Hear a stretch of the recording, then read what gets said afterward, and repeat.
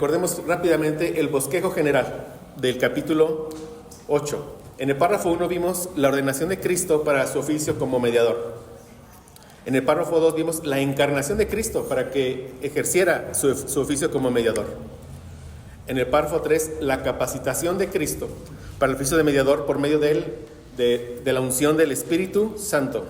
Y de los párrafos 4 al 10, lo que estamos viendo es la ejecución del oficio de mediador. Entonces vamos en el párrafo 5 y le vamos a dar lectura a este párrafo. Dice: el Señor Jesús, por su perfecta obediencia y el sacrificio de sí mismo, que ofreció a Dios una sola vez a través del Espíritu Eterno, ha satisfecho plenamente la justicia de Dios, ha conseguido la reconciliación y ha comprado una herencia eterna en el reino de los cielos para todos aquellos que el Padre le ha dado.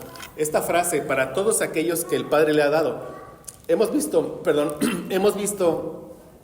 en el estudio que en el decreto de Dios, recordemos, incluye todas las cosas, todo lo que sucede. Eso incluye la salvación de los hombres.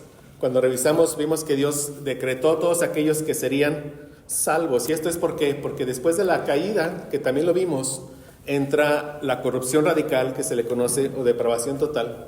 Después de la caída, ningún hombre busca a Dios. El ejemplo lo tenemos en Adán y en Eva. Se escondieron después de la caída, ya no buscaban al Señor.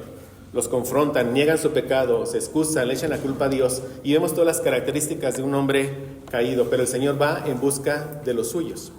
Entonces, hoy lo que estamos viendo, como les comentaba, es la doctrina que se conoce como expiación limitada o redención particular. Así ya es más conocida como redención particular por esta frase.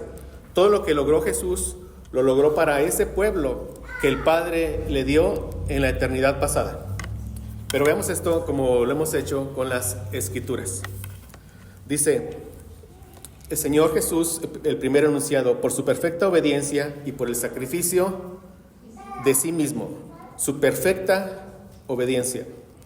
Romanos 5:19, porque así como por la desobediencia de un hombre, de Adán, los muchos fueron constituidos pecadores, así también por la obediencia de uno, los muchos serán constituidos justos. Recordemos cosas que hemos estado viendo, hermanos. Aquí vemos dos cabezas federales. Adán, que hoy es el Adán caído, la cabeza federal de toda la humanidad caída. Todos aquellos que nacen muertos en delitos y en pecados, el Adán caído. Y vemos la otra cabeza federal, nuestro Señor Jesucristo, el cual vino a representar a ese pueblo que el Padre le dio en la eternidad. Él vino a obedecer en el lugar de ese pueblo, de todos ellos, como una cabeza federal. Es lo que estamos viendo aquí, su perfecta obediencia. Y el sacrificio de sí mismo. Efesios 5:2 dice: y andad en amor como también Cristo nos amó y se entregó a sí mismo por nosotros. Vamos a ver mucho en ese nosotros, la iglesia, ¿vean? Nosotros, los escogidos del Señor. Ofrenda y sacrificio a Dios en olor fragante. Sigue diciendo el enunciado 2, que ofreció a Dios una sola vez a través del Espíritu Eterno. Vimos que el Espíritu lo sostuvo en todo su ministerio. Aún cuando Él estaba entregando su vida, estaba el Espíritu sosteniéndolo. Vimos este texto que aquí lo volvemos a recordar. Hebreos 9:14 al 16. Cuanto más la sangre de Cristo, el cual mediante el Espíritu Eterno se ofreció a sí mismo sin mancha a Dios, limpiará vuestras conciencias de obras muertas para que sirváis al Dios vivo. Así que por eso Él es el mediador de un nuevo pacto, lo que estamos viendo, ¿verdad? De Cristo el mediador, para que interviniendo muerte para la remisión de las transgresiones que había bajo el primer pacto, los llamados reciban la promesa de la herencia eterna. ¿Ven? Los llamados, empiezan a ver todo esto. El amor de Dios por su pueblo, o sea, lo vemos en todas las Escrituras, los llamados. Este es el llamamiento eficaz, ese que hemos estudiado. ¿Verdad? Cuando se predica el Evangelio, un llamamiento general a todos. Hay un llamamiento eficaz, particular, que es el que Dios Padre, cuando trae a nueva vida a aquel que Él ha determinado. A eso se refiere. Los llamados reciban la promesa de la herencia eterna. Porque donde hay testamento, es necesario que intervenga muerte del testador. Hermanos, aquí cuando leamos esto, cuanto más la sangre de Cristo. Cuando vemos sangre, siempre se refiere a la muerte de Cristo.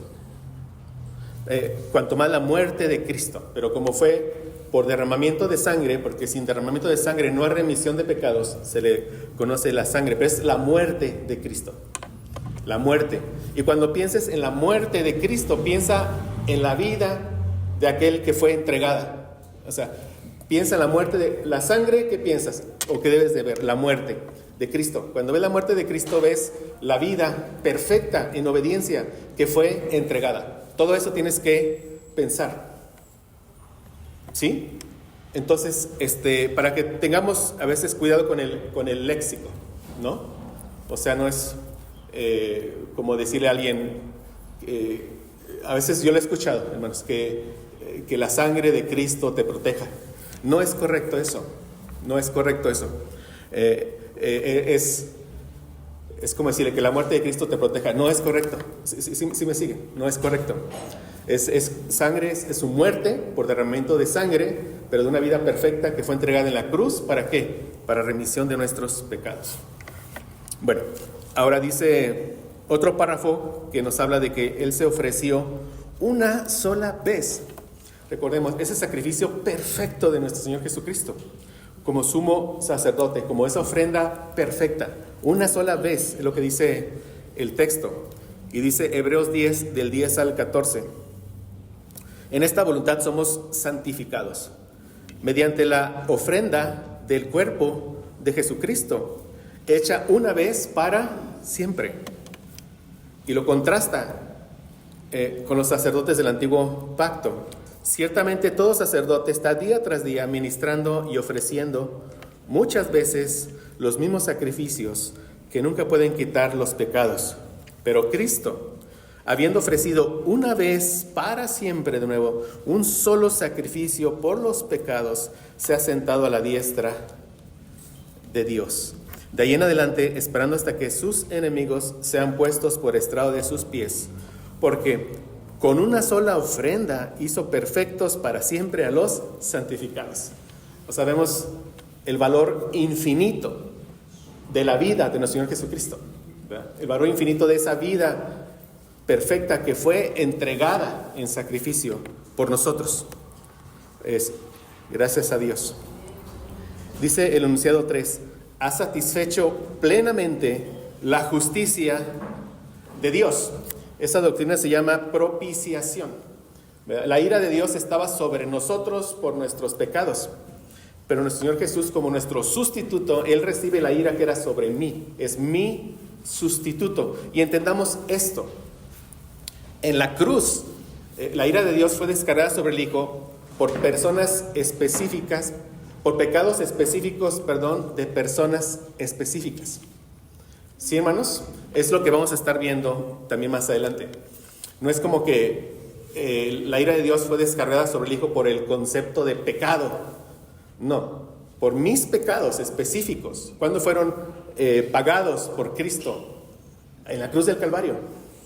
En la cruz del Calvario. Él, como mi sumo sacerdote, me llevaba en su pecho. Así como el sumo sacerdote del Antiguo Testamento, mis hermanos, cuando él entraba al lugar santísimo, él entraba con sus vestimentas sacerdotales. Una de ellas era ¿cuál? El pectoral. En el pectoral había 12 piedras con los nombres de ¿quiénes? De 12 tribus. ¿Qué indicaba eso? Que ese macho cabrío que iba él a ofrecer en expiación por los pecados, él decía, este macho cabrío está expiando, está llevando lejos, ¿verdad?, los pecados ¿de quién? De este pueblo. Y él entraba al lugar santísimo para interceder porque por el pueblo. ¿Cuál pueblo? El pueblo judío. Pero él sabía por quiénes. Yo les digo, eran, 2 millones de personas, no sé cuántos eran. El campamento estaba alrededor del tabernáculo. Seguramente el sumo sacerdote no conocía el nombre de todos, pero él sabía por estas tribus, por este pueblo es que estoy intercediendo, ofreciendo. De la misma forma, nuestro gran sumo sacerdote, que es nuestro Señor Jesucristo, Él nos llevaba en su pecho, pero a todos y cada uno de los que seríamos salvos. A diferencia del sacerdote del antiguo pacto, nuestro Señor Jesucristo sí conocía el nombre de cada uno de nosotros y nos llevaba en su pecho. Él entró al lugar santísimo una vez y para siempre, ofreciendo su propia vida, ¿verdad?, en sacrificio por quienes, por los que nuestro gran sumo sacerdote estaba intercediendo. ¿Por cuál? Por el pueblo del nuevo pacto. Entendamos eso, hermanos. ¿Sí? Entonces, por eso dice el el enunciado 3, ha satisfecho plenamente la justicia de Dios. Y dice Hebreos 2:17, por lo cual debía ser en todo semejante a sus hermanos, para venir a ser misericordioso y fiel sumo sacerdote, en lo que a Dios se refiere, para expiar los pecados de ¿quién? Del pueblo. ¿De cuál pueblo? Estamos en Hebreos. ¿De cuál pueblo aquí? ¿De cuál pueblo? Del pueblo del nuevo pacto. Recuerden, el pueblo del nuevo pacto, sinónimo, iglesia, sinónimo, las ovejas del rebaño, sinónimo, las piedras del nuevo templo. Sí, son sinónimos, todos se refiere a lo mismo, un solo pueblo, judíos y gentiles por igual, salvos a través de todas las épocas de nuestra historia, un solo pueblo. Nos sigue diciendo con respecto a esto, con respecto al ha satisfecho plenamente la justicia de Dios.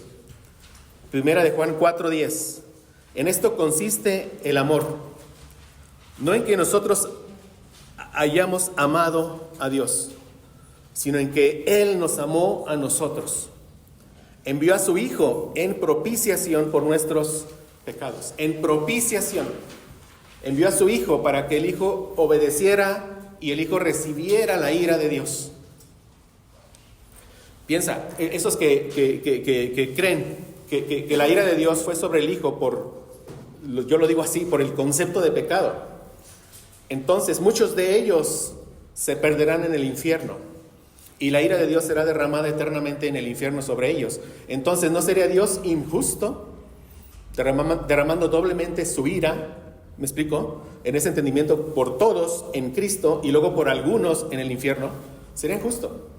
La ira de Dios se derrama por completo por sus escogidos en Cristo, por los reprobados, ¿dónde? Eternamente en el infierno. Y la ira de Dios completamente, su justicia queda satisfecha. Dice el enunciado 4, y ha comprado una herencia eterna en el reino de los cielos. Por supuesto, vete aquí, vea mi hermano, como les he dicho, vete aquí. El Señor Jesús, por su perfecta obediencia y el sacrificio a sí mismo que ofreció a Dios una sola vez a través del Espíritu Eterno por mí, ha satisfecho plenamente la justicia de Dios. La ira de Dios ya no está sobre mí. Ha conseguido la reconciliación. La ira de Dios de nuevo ya no está sobre mí. Estoy en paz con mi Padre. Y me ha comprado a mí una herencia eterna en el reino de los cielos. Porque el Señor me escogió desde la eternidad para eso. Amén. Entonces el enunciado 4, leí el 5, el 4, ha conseguido la reconciliación. Y todo esto proviene de Dios, quien nos reconcilió consigo mismo por Cristo. Éramos enemigos de Dios. De nuevo, su ira que era sobre nosotros fue sobre el Hijo. Y así nos reconcilió. Y nos dio el ministerio de la reconciliación. Que Dios estaba en Cristo reconciliando consigo al mundo. Vamos a ver esto, si nos da el tiempo. Al mundo.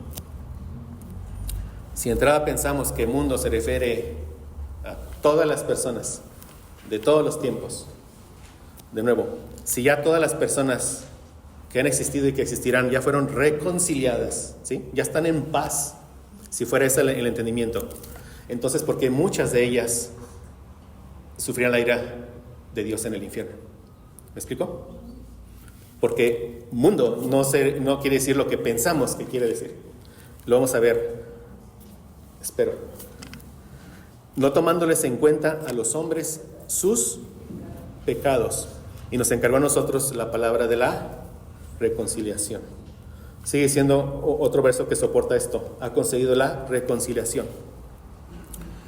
y a vosotros también, y nos habla a nosotros, los que estamos en Cristo, que eras en otro tiempo extraños y enemigos en vuestra mente, haciendo malas obras, ahora os ha reconciliado en su cuerpo de carne por medio de la muerte de Cristo, para presentaros santos y sin mancha e irreprensibles delante de Él, si en verdad permanecéis fundados y firmes en la fe, y sin moveros de la esperanza del Evangelio que habéis oído, el cual se predica en toda la creación que está debajo del cielo, del cual yo, Pablo, fui hecho ministro.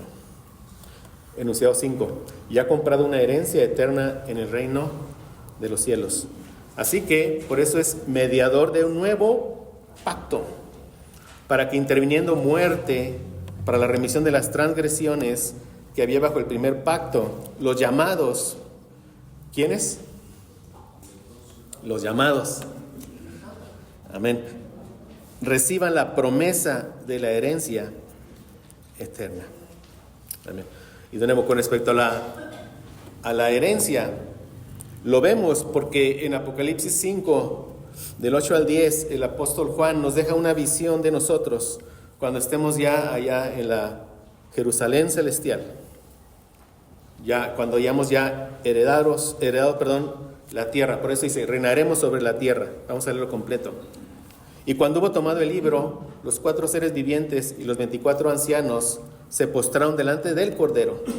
Todos tenían arpas y copas de oro llenas de incienso, que son las oraciones de los santos, y cantaban un nuevo cántico diciendo: digno eres de tomar el libro y de abrir sus sellos, porque tú fuiste inmolado, sacrificado, y con tu sangre nos has redimido para Dios, y con tu muerte nos has redimido para Dios, de todo linaje y lengua y pueblo y nación. A esto se refiere muchas veces la palabra mundo, porque los judíos pensaban que la salvación era solo de ellos. Cuando se enfatiza mundo, es no solo de ustedes, sino de ¿qué? De todo linaje, lengua, pueblo, nación, de todo el mundo. No que todas las personas serán salvas, sino que habrá personas salvas de todo linaje, de toda lengua, de todo pueblo y de toda nación, de todo el mundo. Y nos ha hecho para nuestro Dios, vean, aquí está la herencia, reyes y sacerdotes, y reinaremos sobre la tierra. Sobre esta tierra, hermanos, pero glorificada. Ya lo vimos en alguna ocasión. Dice el último enunciado, y aquí está la parte: para todos aquellos que el Padre le ha dado. Vean, Juan 17, 1 al 2. Estas cosas habló Jesús, y levantando los ojos al cielo dijo: Padre, la hora ha llegado. Glorifica a tu Hijo, para que también tu Hijo te glorifique a ti. Como le has dado potestad sobre toda carne, y vean qué dice, para que dé vida eterna a todos, pero después ¿qué dice? Los que le diste. Dios quiera, yo sigo orando, hermanos, porque esas verdades sean bien entendidas en tu corazón, bien afirmadas en tu corazón. Solo porque somos un regalo del Padre al Hijo, hermanos, desde la eternidad, en el misterio de la mente del Señor. No existíamos, no habíamos nacido, pero en la mente de Dios ya, en la historia de Dios ya. Nuestros nombres ya estaban inscritos en el libro de la vida. Siempre han estado inscritos en el libro de la vida. Siempre. Solo por eso es que un día llegamos a salvación. Qué increíble, hermanos. En verdad, qué increíble. A mí me estruja pensar a veces, decir, si el Señor no me hubiera escogido, yo justamente hubiera sido condenado en el infierno por mis pecados. Justamente. Es decir, todas las personas que paguen su consecuencia eterna, que es la muerte en el infierno, ellos están ahí, ojo, no porque Dios no los escogió, por sus pecados. Justamente, Dios es justo. Pero si Dios no me hubiera escogido, ese sería mi destino. Solo porque el Señor me escogió por pura gracia y misericordia, porque Dios tiene misericordia de quien quiere tener misericordia. Es que yo llegué a la salvación, hermanos. Eso es glorioso. Es glorioso.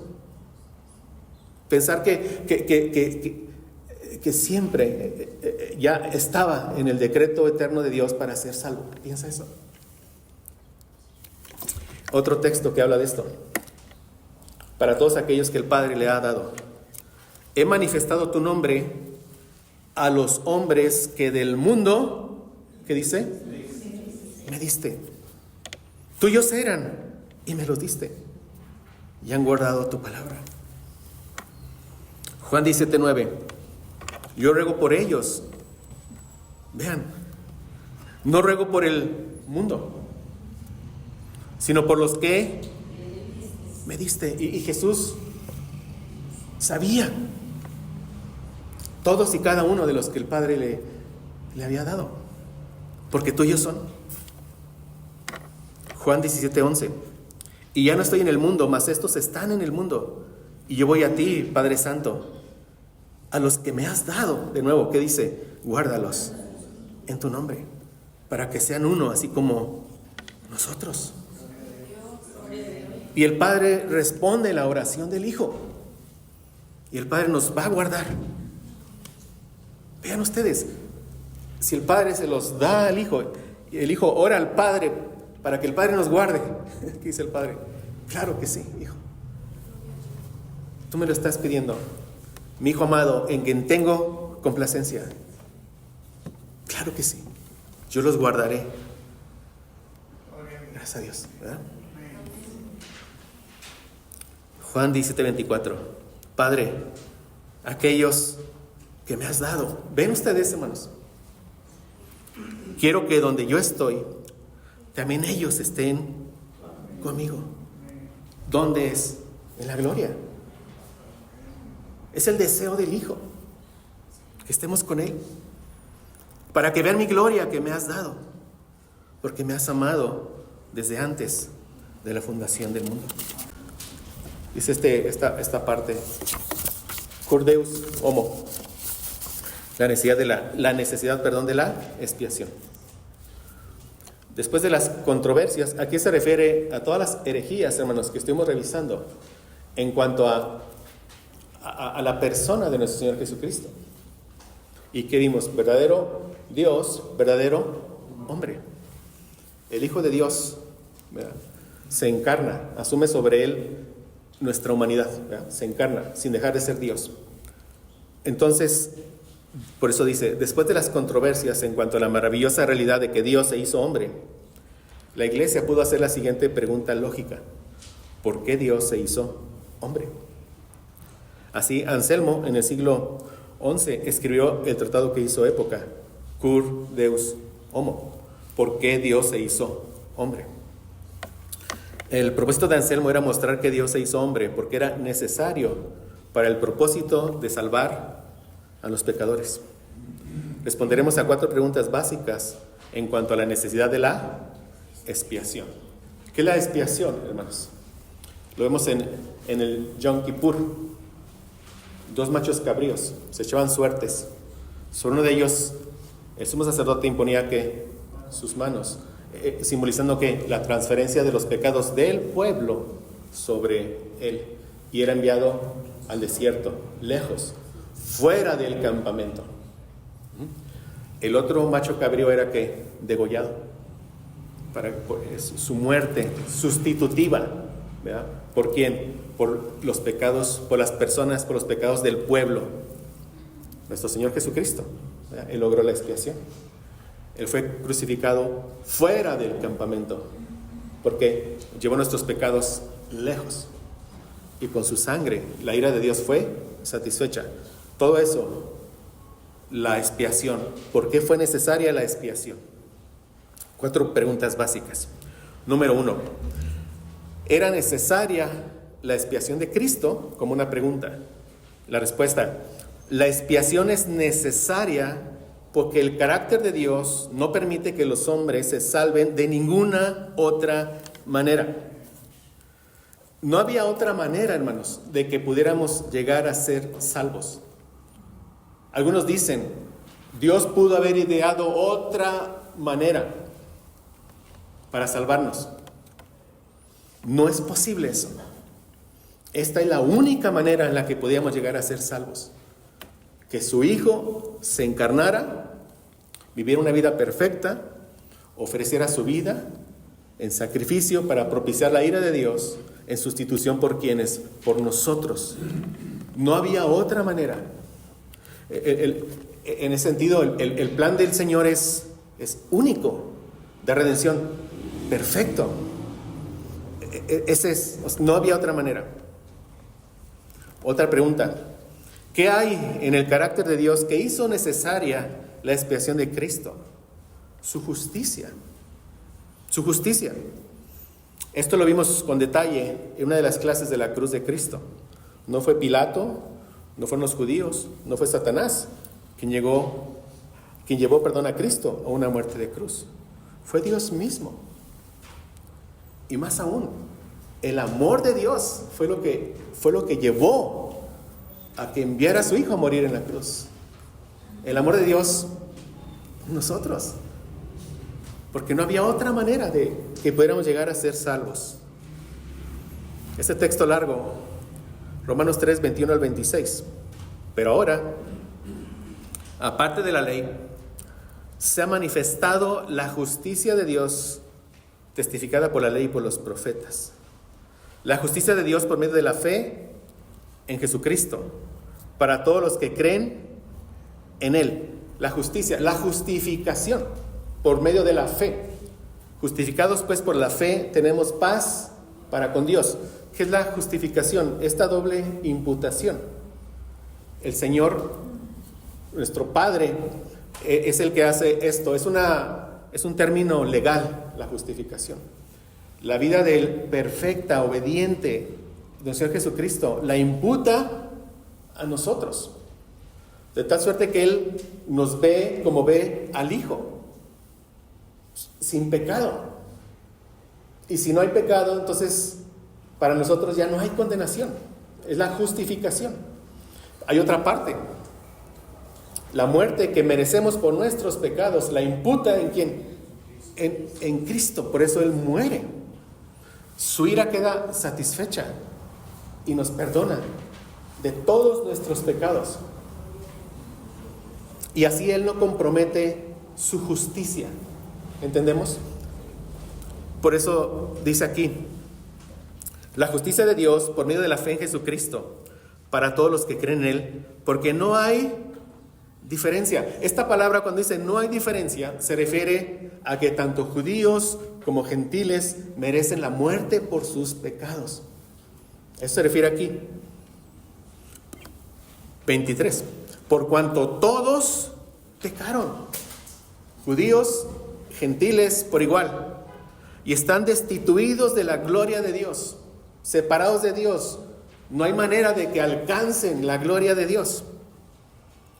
Siendo justificados, justificados, la obra legal de Dios por la fe, gratuitamente por su gracia, mediante la redención que es en Cristo Jesús, a quien Dios puso como propiciación. ¿Qué es propiciación? La ira de Dios fue sobre el Hijo.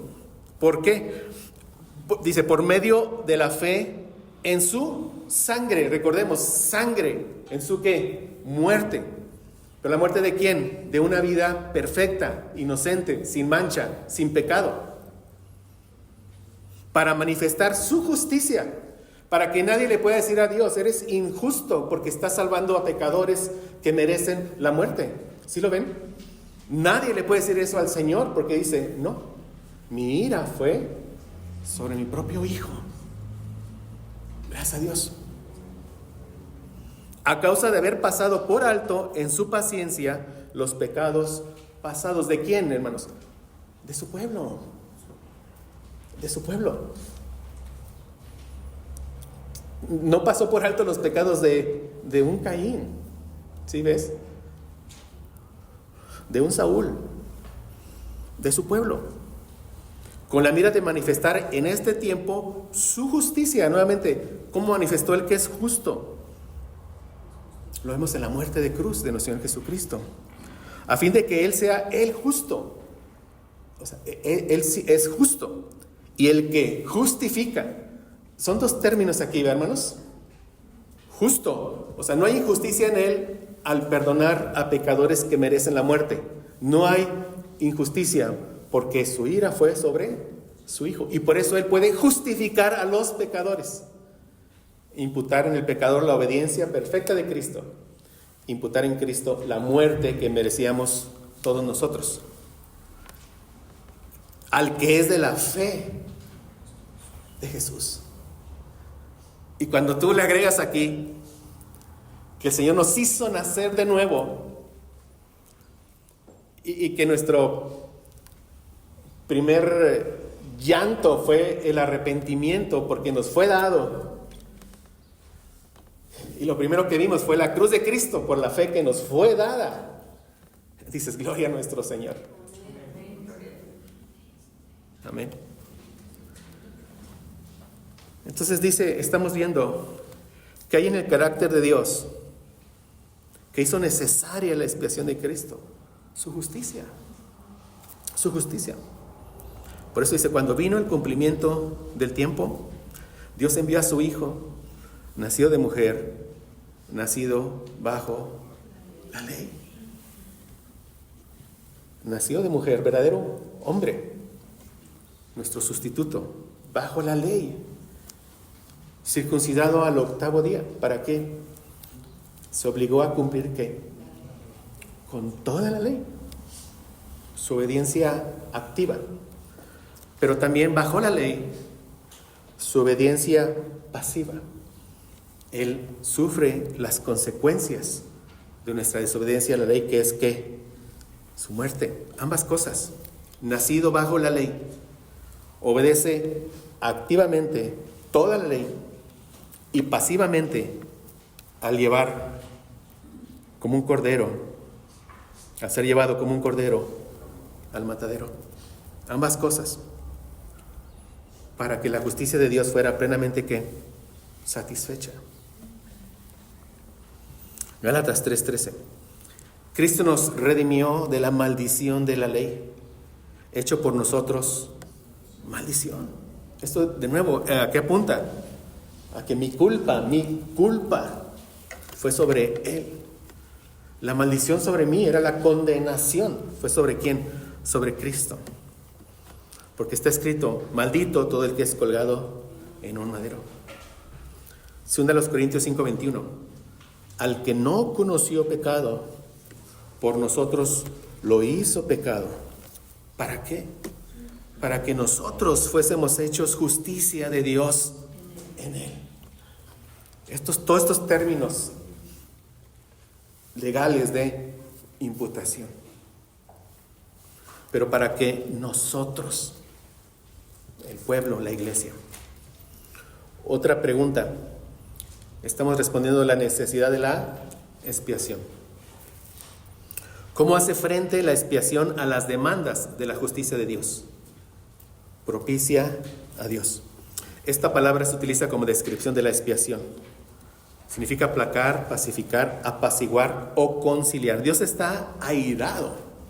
Su ira está sobre nosotros. Su ira está sobre el impío todos los días de su vida. Él, Cristo, satisface la justicia de Dios, como afirma este párrafo, que es el que estamos revisando. Romanos 3:25. A quien Dios puso, fue Dios quien llevó a Cristo ¿a dónde? A la cruz. Fue Él, como propiciación. Entonces, de nuevo, ¿qué pones en tu mente cuando ves ya propiciación? La ira de Dios sobre mi sustituto. Amén. Propiciación, la ira de Dios que era sobre mí y que fue descargada en mi sustituto. Por medio de la fe en su sangre.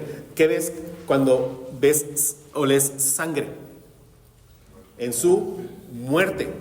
Pero más aún, la muerte de una vida sin pecado. Todo eso. ¿Sí? Todo eso. De nuevo, para manifestar su justicia, a causa de haber pasado por alto en su paciencia los pecados pasados de su pueblo. De nuevo, esta pregunta: ¿cómo hace frente la expiación a las demandas de la justicia de Dios? Propicia a Dios. Hebreos 2:17. Por lo cual debía ser en todo semejante a sus hermanos, verdadero hombre, como aprendimos, con todas nuestras debilidades concomitantes, ¿verdad? Se cansó, tuvo sed, tuvo hambre, pero sin pecado, para venir a ser misericordioso y fiel sumo sacerdote en lo que a Dios se refiere, para expiar los pecados del pueblo. Hebreos. ¿A quién habla Hebreos? A la iglesia del nuevo pacto. ¿De cuál pueblo? Del pueblo del nuevo pacto. Hay una unidad hermosa en todas las escrituras, hermanos.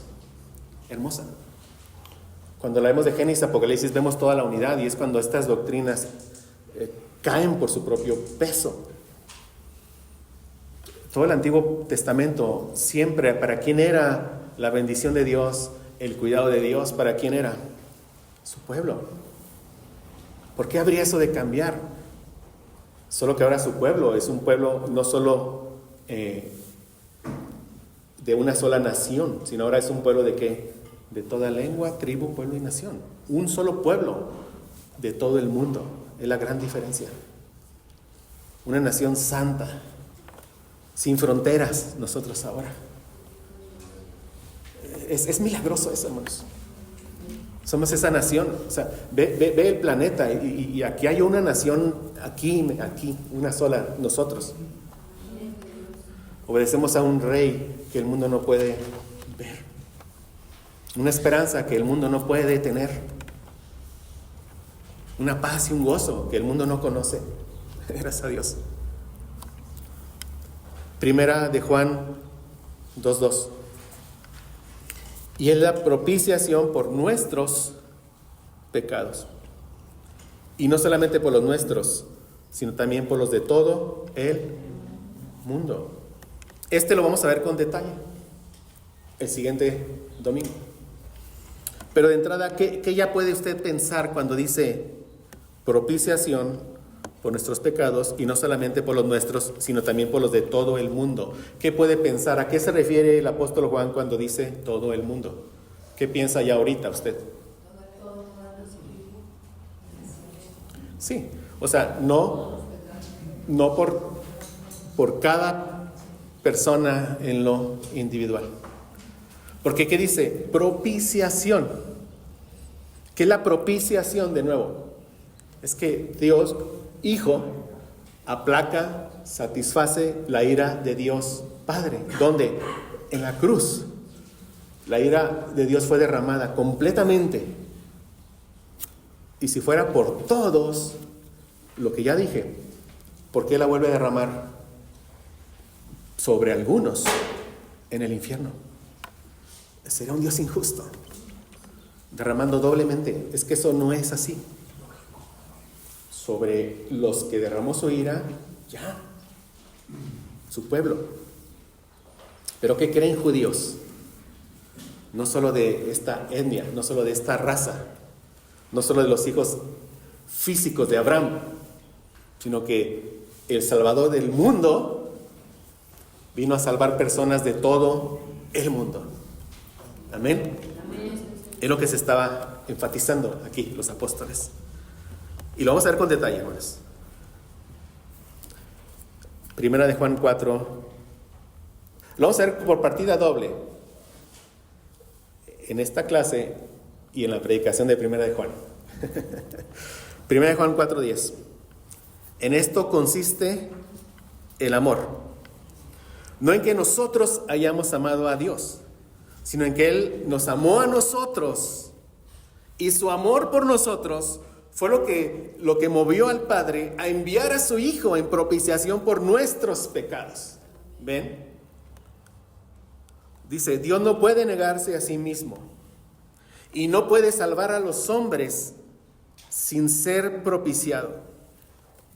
La propiciación no convierte a un Dios de ira en un Dios de amor. No, fue el amor de Dios por nosotros lo que hizo necesaria la propiciación.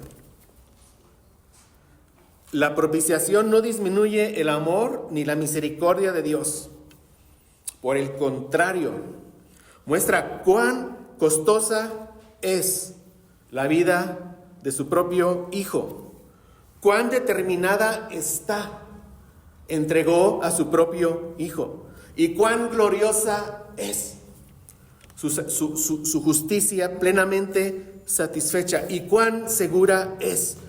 Esta frase, medítala, hermano. Dios ama a su pueblo a una costa de su propio Hijo. Lo entregó por nosotros, pero no ama a costa de su justicia. Dios no se puede negar a sí mismo. Así es de seguro su amor. Gracias a Dios. Pregunta 4, mis hermanos. Estamos respondiendo sobre la necesidad de la expiación. Y con esta cerramos el día de hoy. ¿Cómo se propicia la ira de Dios y se satisface la justicia de Dios mediante la muerte de Cristo? Cristo satisfizo la justicia de Dios sufriendo realmente en nuestro lugar,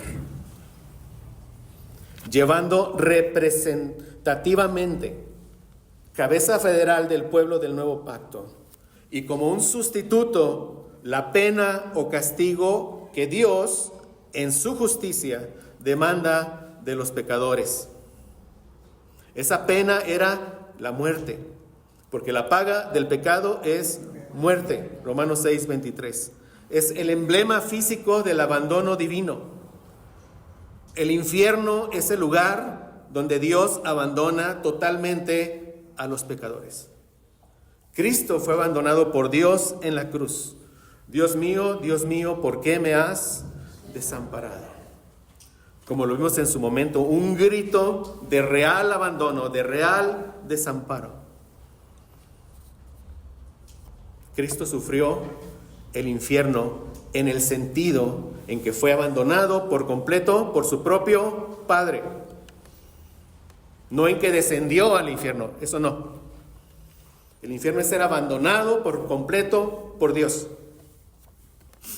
Y algunos de los pasajes que enseñan que Cristo sufrió el castigo por nuestros pecados como nuestro sustituto son los siguientes. Gálatas 3:13. Cristo nos redimió de la maldición de la ley, hecho por nosotros, maldición, por nosotros, por mi pecado, por mi culpa, por mi transgresión, porque está escrito, maldito todo el que es colgado en un madero. 2 Corintios 5:21, al que no conoció pecado, por nosotros lo hizo pecado, para que nosotros fuésemos hechos justicia de Dios en él. Efesios 5:2, y andad en amor, como también Cristo nos amó y se entregó a sí mismo por nosotros, ofrenda y sacrificio a Dios en olor fragante. Gálatas 2:20, con Cristo estoy juntamente crucificado, y ya no vivo yo, mas vive Cristo en mí. Y lo que ahora vivo en la carne, lo vivo en la fe del Hijo de Dios, el cual me amó y se entregó a sí mismo por mí.